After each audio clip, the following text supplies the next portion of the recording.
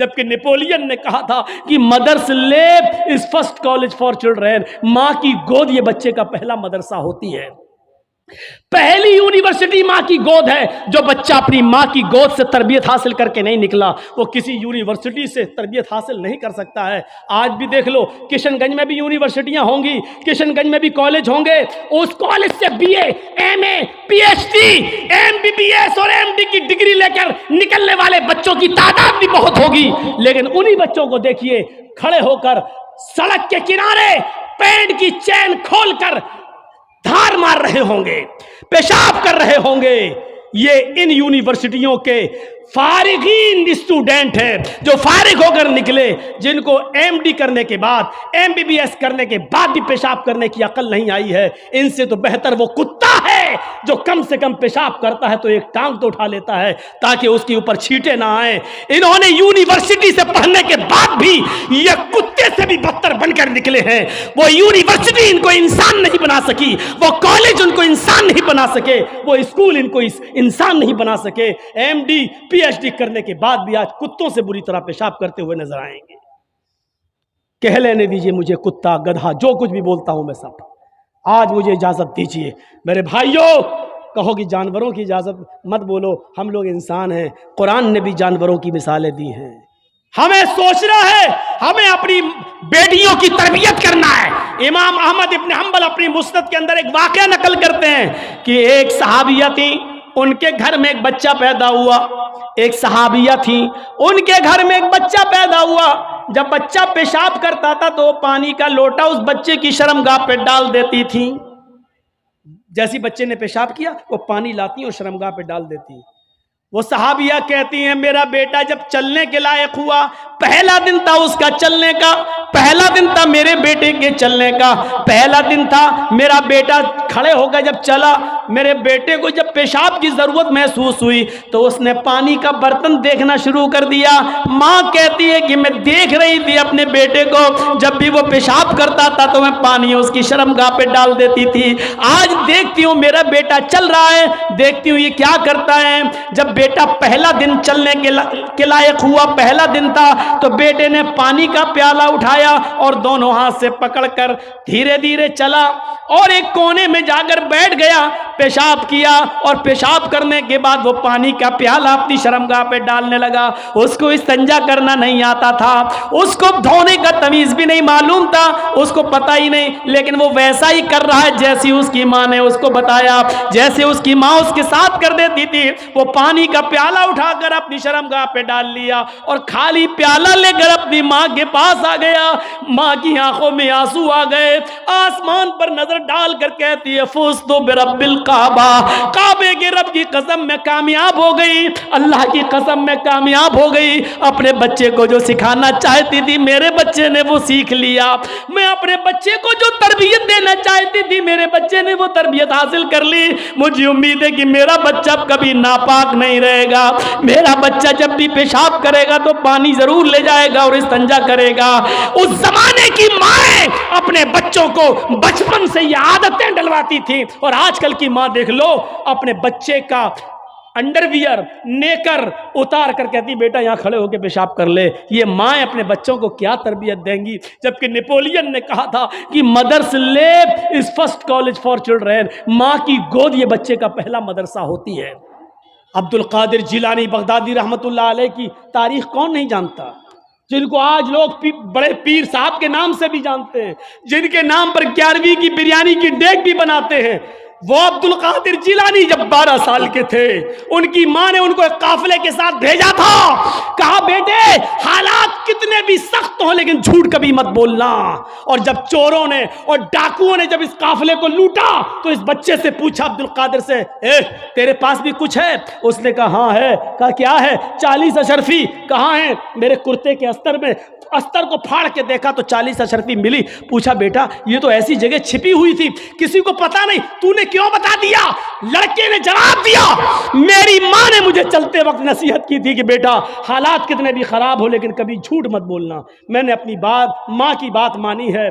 चोरों का, डकैतों का, डाकुओं का असर खत्म होता है और रोने लगते हैं और कहते हैं ये बच्चा अपनी माँ की इतनी बात मानता है कि ऐसे मोड़ पर भी उसने अपनी माँ की नाफरमानी नहीं की, हम तो अपने रब की नाफरमानी कर रहे हैं। सारा सामान जो लूटा था सबको वापस कर दिया और सारे के सारे चोरों ने, डाकुओं ने तौबा कर ली। मेरे प्यारे साथियों, एक बच्चा जब अपनी माँ का फरमाबरदार बनता है और माँ की बात मानता है तो माँ की दुआ तमाम डकैतों को तौबा करने पर मजबूर कर देती है। मेरे प्यारे साथियों, ये माँ की तरबियत थी जिसने अब्दुल कादिर जिलानी को एक बुजुर्ग के रूप में पैदा किया है, एक बुजुर्ग के रूप में देखा है। ये माँ की तरबियत थी। और एक उस माँ की तरबियत पर नजर डालो कि जब सुल्तान डाकू को फांसी हुई, जब सुल्तान डाकू को फांसी के तख्ते पर लटकाया गया तो उससे पूछा गया तुम्हारी आखिरी तमन्ना क्या है? उसने कहा मेरी आखिरी तमन्ना यह है कि मेरी फांसी मेरी माँ के सामने मुझे दी जाए। उसकी माँ को बुलाया गया, कहा तेरा बेटा तेरे आंखों के सामने मरना चाहता है। सुल्तान डाकू की माँ की आंखों में आंसू आ गए। पुलिस वालों ने पूछा आखिर मां के सामने तुम क्यों मरना चाहते हो? उसने कहा ताकि मेरी मां देखे मौत के वक्त पैर कैसे तड़पते हैं, हाथ कैसे तड़पते हैं और रूह कैसे निकलती है। कहा लेकिन तुम इसके लिए मां को क्यों मजबूर करके लाए हो? फरमाया पुलिस वालों तुम नहीं जानते हो, जब मैं 8 साल का था, 10 साल का था, मेरी मां ने मुझसे एक अंडा मंगवाया था। मैं एक दुकान पर गया था, मैं अंडा लेने गया था, लेकिन एक अंडा मैंने चोरी कर लिया था दुकानदार का और मैं उसको अपनी जेब में भर लिया था। फिर मैंने उसके पैसे नहीं दिए थे, वापस आ गया। मैंने जब वो अंडा अपनी माँ को दिया और पैसे भी वापस किए, माँ ने कहा क्या हुआ, अंडे वाले ने पैसे नहीं लिए? मैंने कहा नहीं, मैं अंडा चुरा लाया हूं। तो मेरी माँ ने मुझे थपथपाया था कि बेटा हम लोग गरीब हैं, अच्छा किया तूने ये पैसा बचा लिया, किसी और काम आएगा। फिर यहीं से मुझे चोरी की आदत पड़ती है, मेरे हौसले बढ़ते हैं, फिर मैं डाकू बनता हूं। फिर मैंने लोगों का माल लूटा और जब लोगों ने नहीं दिया तो मैंने उनकी जानें ली। फिर मैं बहुत बड़ा लुटेरा बन गया और इतना बड़ा लुटेरा बना के पकड़ा गया और कानून ने मुझे फांसी की सजा दी। अगर मेरी मां ने मुझे अंडा चुराते वक्त जब मैं घर पे लाया था उसी वक्त एक थप्पड़ मारा होता और अंडे वाले को देकर माफी मांग ली होती तो आज मैं इतना बड़ा चोर नहीं बनता, आज इतना बड़ा मैं डाकू नहीं बनता, आज मैं इतना बड़ा लुटेरा नहीं बनता। ये मेरी माँ की तरबियत थी जिसने मुझे फांसी के तख्ते पर चढ़ा दिया। और यानियत फैल चुकी है, शर्म हया ताक पर रखी जा चुकी है। वरना तसव्वुर कीजिए, एक कपड़ा जो जिस्म से चिपका हो, आपके पैरों से चिपका हुआ हो और वो कपड़ा आपके घुटने और रान से होते हुए आपकी कमर तक आए, जिसको आप लेगी कहें, और इसके ऊपर एक कुर्ती पहन ली जाए और इस तरीके से मार्केट में, बाजार में शॉपिंग की जाए, ऐसी औरत को आपकी नजर में फैशन परस्त कहा जा सकता है, लेकिन मोहम्मदुर रसूलुल्लाह की नजर में ये लड़की, ये औरत नंगी है, नंगी है, नंगी है। ये कपड़े भैया, जिसको जाना हो जल्दी जाओ यहां से, और जिसको उठना हो अभी उठ जाओ। ड्रामा करके रख लिया है। और भी अभी जिसको जाना हो चले जाओ, अभी बाद में मैं नहीं उठने दूंगा, चाहे पेशाब यहीं निकल जाए। जाइए अभी निकल जाइए जिसको जाना हो। आरियात हमारी नजरों में फैशन परस्त हैं, लेकिन अल्लाह के रसूल ने ऐसी औरतों को क्या कहा? नंगी। मैंने नहीं कहा, पूछो इन उलमा से आरियात का मतलब क्या होता है। कासियात कपड़े पहनेंगी, आरियात लेकिन नंगी होंगी। ऐसी औरतों के बारे में कहा है नंगी होंगी। ये हाफ आस्तीनों के कपड़े यहां चल रहे हैं, ये खुला हुआ है। साड़ियां चल रही तो ऐसी कि यहां तक का ब्लाउज पहने हुए हैं, ये खुला है, पेट खुला हुआ है।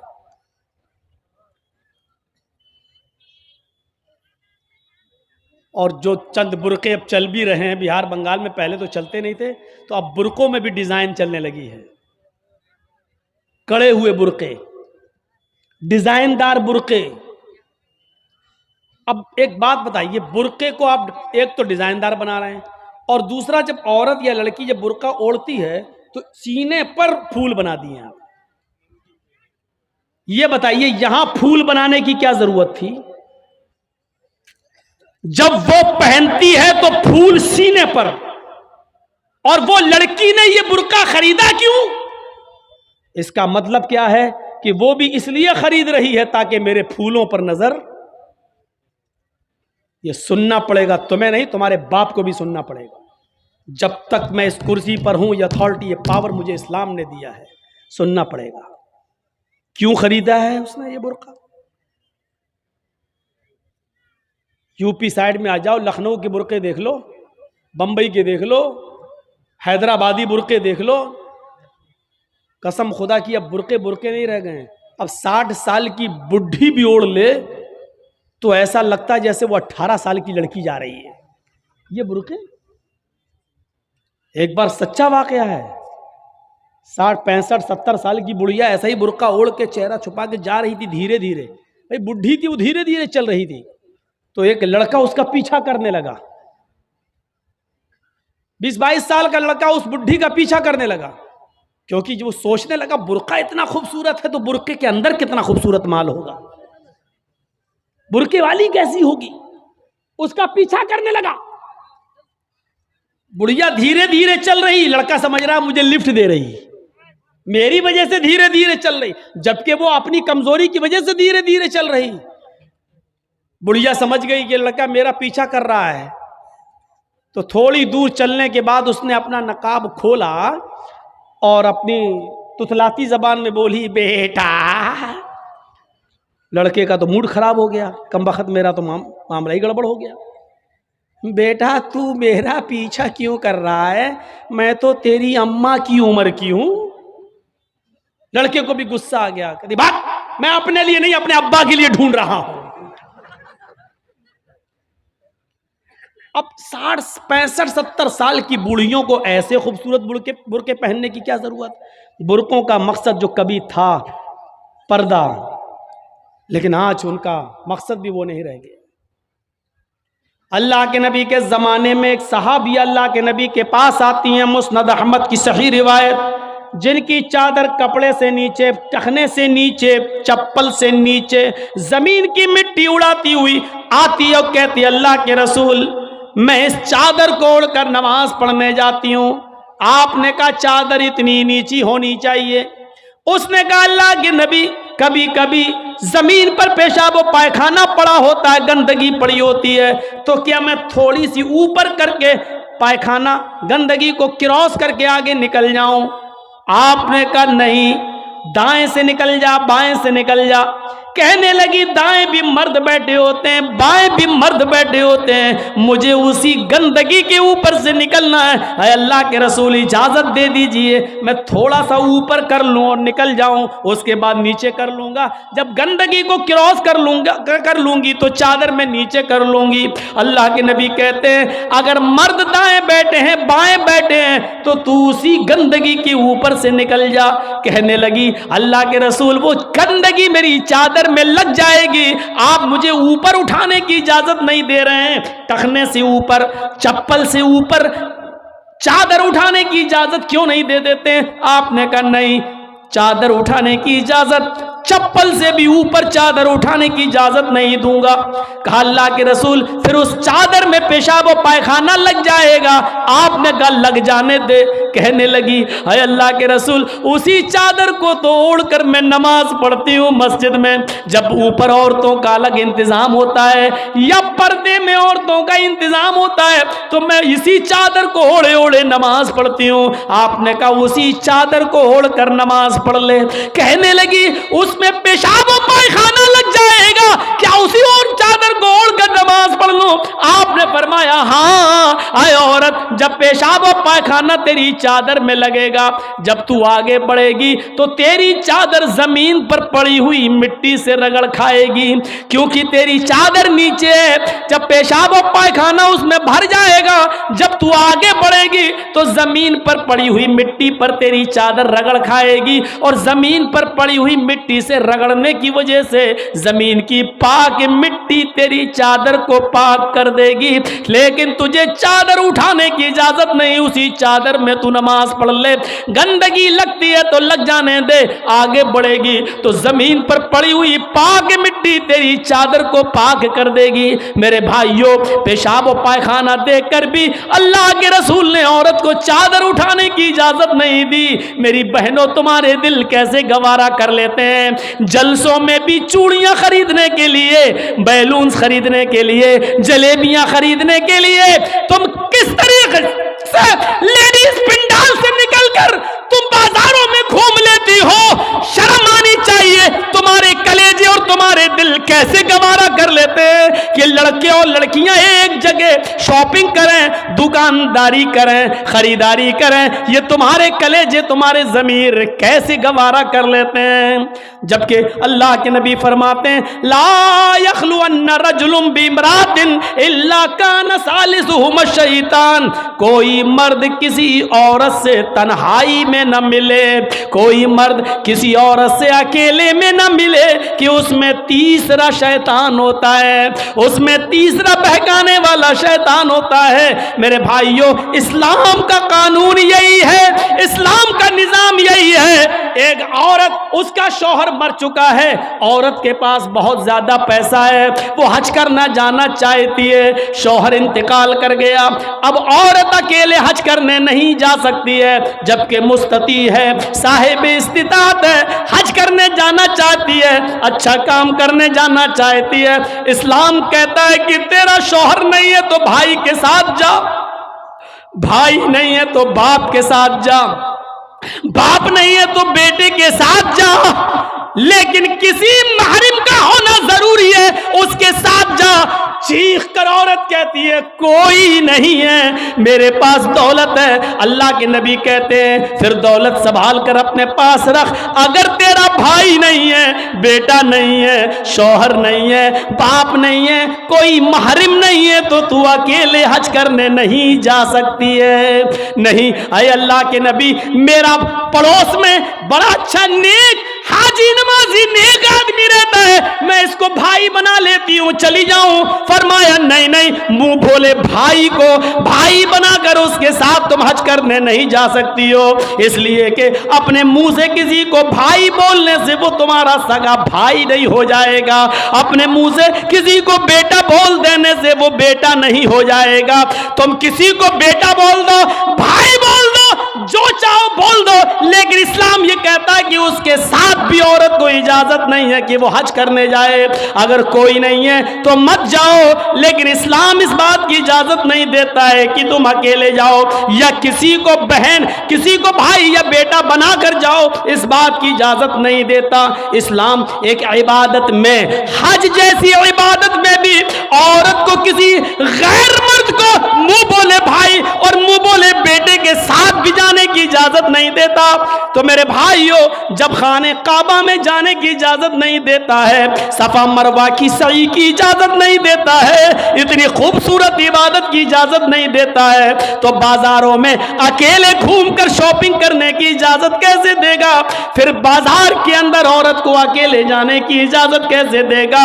इतनी खूबसूरत इबादत करने की इजाजत नहीं देता है, इतनी खूबसूरत इबादत करने की इजाजत नहीं देता है, तो मेरे भाइयों, फिर औरत को बाजारों में घूमने की इजाजत कैसे देगा? फिर बाजार में घूमने और बाजार में सैर व तफरीह की इजाजत कैसे देगा? हमारी माँ बहनों को इस बात को सोचना चाहिए, गौर करना चाहिए, संजीदगी से इसको लेना चाहिए। एक जमाना था, हजरत फातिमा कह रही हैं, आए अली, मैं इतनी बीमार हूँ, इतनी बीमार हूँ, लगता नहीं कि इस बीमारी में मैं बच पाऊंगी। आए अली, अगर मुझे कुछ हो जाए, अगर मेरा इंतकाल हो जाए आए अली तो मुझे दिन के उजाले में दफनाने मत ले जाना, रात की तारीकी में ईशा की नमाज के बाद मुझे कब्रिस्तान में दफन करना। हजरत अली ने कहा, अय फातिमा ऐसा क्यों कह रही हो? अगर तुम्हारा इंतकाल सुबह फजर के बाद हो तो क्या ईशा तक हम तुम्हारे जनाजे को रखेंगे, मिट्टी को रखेंगे? तुम्हारे बाप का, तुम्हारे अब्बू का फरमान है कि मैयत को जल्दी कब्रिस्तान ले जाओ, फिर मैं लेट कैसे करूं? फरमाती हैं, आए अली, आए मेरे प्यारे शौहर, मुझे रात में ही ले जाना, मेरी बात को गिरा बांधो, मेरी बात को मजबूती से पकड़ लो, मेरी वसीयत को याद रखना, चाहे मेरा इंतकाल कभी भी हो लेकिन मुझे ईशा के बाद दफनाना, मुझे दिन के उजाले में कब्रिस्तान न ले जाना। अय अली, मैं नहीं चाहती हूं कि मेरे मुर्दा जिस्म पर पड़े हुए कफन पर भी किसी गैर मर्द की नजर पड़े, मैं अपने कफन पर भी किसी गैर मर्द की नजर नहीं पड़ने देना चाहती हूं। अय अली, मुझे रात में ले जाना, दिन के उजाले में नहीं। मैं नहीं चाहती कि मेरे कफन पर भी किसी गैर मर्द की नजर पड़े। मेरे भाइयों, इंतकाल के बाद निकाह जायज नहीं है, इंतकाल के बाद शादी नहीं होती है, लेकिन इंतकाल के बाद भी अपने जिस्म को तो छोड़ो, अपने कफन को भी किसी गैर मर्द को देखने की इजाजत नहीं दे रही हैं। यह था हजरत फातिमा का पर्दा। इस पर्दे की रोशनी में मेरी बहनों, अपने गरीबानों में झांक कर देखो, अपने गरीबानों के बटन खोलो और तलाश करो हम कहां खड़े हैं, हमारा पर्दा क्या है, हमारी इज्जत व आबरू क्या है। आज हमारे चेहरों को हरकस और नाकस देख रहा है, कल तक हमारे इन खूबसूरत गालों को कभी आसमान की निगाहों ने भी नहीं देखा था, चांद और सितारों ने भी नहीं देखा था, और आज जो चाहता है देख लेता है, हरकस और नाकस जिसको चाहो आज वो बड़ी आसानी से हमारी बहनों बेटियों का दीदार कर रहा है। और एक और बात, जितना अमीर बाप है, जितना अमीर बाप है, जितना भी बाप अमीर मिलेगा आपको, आप देखिएगा उसकी बेटी उतने ही कम कपड़े पहने हुए होगी। किस बात का अमीर है तू? काहे का अमीर है तू? अपनी बेटी को 5 मीटर का कपड़ा लाकर नहीं दे सकता है तो काहे का अमीर है तू? कंजूस और बखील बाप। अल्लाह ताला ने इन अमीरों को ऐसी सजा दी है, ऐसी सजा दी है, कल तक ये गरीबों की लड़कियों को डांस कराया करते थे, आज अल्लाह ताला ने इन अमीरों की लड़कियों के जिस्मों से कपड़े उतार कर उनको लोगों की नजरों को दीदार करने पर मजबूर कर दिया। आज इन अमीरों की लड़कियों के जिस्मों से कपड़े उतरवा कर आज गरीब इन लड़कियों को देख रहे हैं, उनका नजारा कर रहे हैं। आज अमीरों को अल्लाह ने ये सजा दी है। आज वो फैशन समझते हैं कि मेरी बेटी फैशनेबल कपड़े पहने हुए हैं। नहीं नहीं मेरे भाइयों, आप अपनी बहनों के जिम्मेदार हैं। अल्लाह के नबी ने फरमाया कि जिस लड़की का बाप, जिसकी बेटी बेपर्दा घूमे वो बाप दयूस है, जिसकी बहन बेपर्दा घूमे वो भाई दयूस है, जिसकी बेटी बेपर्दा घूमे वो बाप दयूस है, जिसकी बीवी बेपर्दा घूमे वो शौहर दयूस है। गौर करो कितनी साफ लफ्जों में, कितने साफ लफ्जों में अल्लाह के नबी ने फरमाया, जिसकी बहन बेपर्दा घूमे वो भाई दयूस, जिसकी बेटी बेपर्दा घूमे वो बाप दयूस, जिसकी बेटी बेपर्दा घूमे वो बाप दयूस, जिसकी बीवी बेपर्दा घूमे वो शौहर दयूस। अब दयूस का माना अगर हम समझ जाएं तो सारा मामला हल हो जाए। दयूस का ये तो अरबी लफ्ज है ना, इसका उर्दू में तर्जमा होता है, सुनने की ताकत है, सुनेंगे। दयूस का मतलब होता है भड़ुआ। और भड़ुआ किसको कहते हैं बताने की जरूरत नहीं, जानते होंगे। भड़ुआ कहते हैं उसको जिसने अपनी बहन, बेटी या बीवी या माँ को गलत काम करने के लिए किसी अड्डे पर बिठा दिया हो, चकले पर बिठा दिया हो और उनसे गलत काम करवाता हो और उनकी कमाई खाता हो, अरबी जबान में इसको दयूस कहते हैं और उर्दू में इसको भड़ुआ कहते हैं।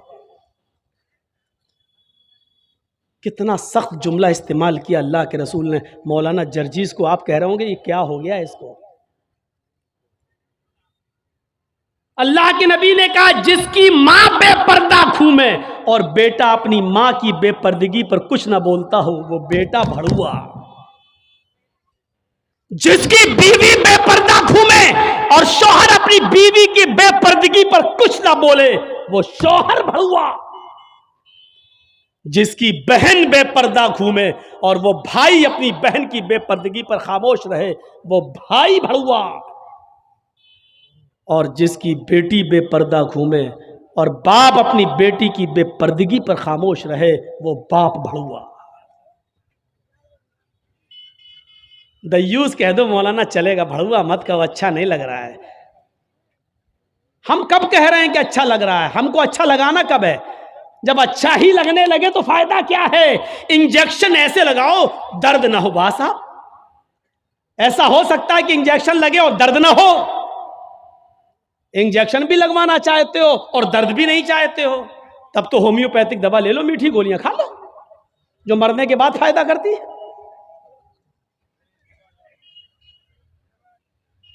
होम्योपैथिक दवा के बारे में यही मशहूर है, बहुत लेट फायदा करती है, तो हमने कह दिया मरने के बाद फायदा करती है। लेकिन सिस्टम मिल जाए तो जादू की तरह भी फायदा करती है, बहुत जल्दी भी करती है। तो जब आपको मीठी गोलियां ही खाना है होम्योपैथिक दवा, तो फिर मत कराओ तकरीरें, और तकरीर करा रहे हो तो सुनो, सुनना पड़ेगा। कितने लोग हैं आज जो अपनी बीवी की बेपर्दगी पर सवाल उठाते हैं? कितने ऐसे हैं जिनकी बेटियां आज बेपर्दा घूमती हैं और वो बाप अपनी बेटियों को डांटते हैं? अगर मां बाप अपनी बेटियों को सही से जिम्मेदारी निभाने लगे तो आज एक भी लड़की के पास एंड्रॉयड मोबाइल ना हो। हमारी 18-20 साल की लड़की जिसकी शादी नहीं हुई घर पे रहती है, उसके हाथ में एंड्रॉयड मोबाइल, चीख चीख के बता रहा है कि बाप की तरबियत में कमी है, बाप अपनी बेटी पर पूरा का पूरा हुक्मरान नहीं है, हाकिम नहीं है। या ये कह रहा है बेटी के हाथ में वो एंड्रॉयड मोबाइल चीख चीख के कह रहा है ये बाप ना कर रहा है, बेटी के आगे बाप की नहीं चल रही है, बाप मजबूर हो चुका है। मेरे भाइयों, अगर बाप मजबूर ना होता तो बेटी के हाथ में एंड्रॉयड मोबाइल नहीं होता। क्या जरूरत है बेटी के हाथ में देने की? वो तो घर में रहती है, क्यों चलाएगी साहब? आपकी बेटी 18-20 साल की क्यों फेसबुक चलाएगी? क्यों व्हाट्सएप चलाएगी? क्यों मैसेंजर चलाएगी? और आप कैसे अपनी बेटी को फेसबुक और मैसेंजर और व्हाट्सएप चलाने के लिए ढील दे सकते हैं? कैसे? आपका ये दिल कैसे गवारा कर लेता है?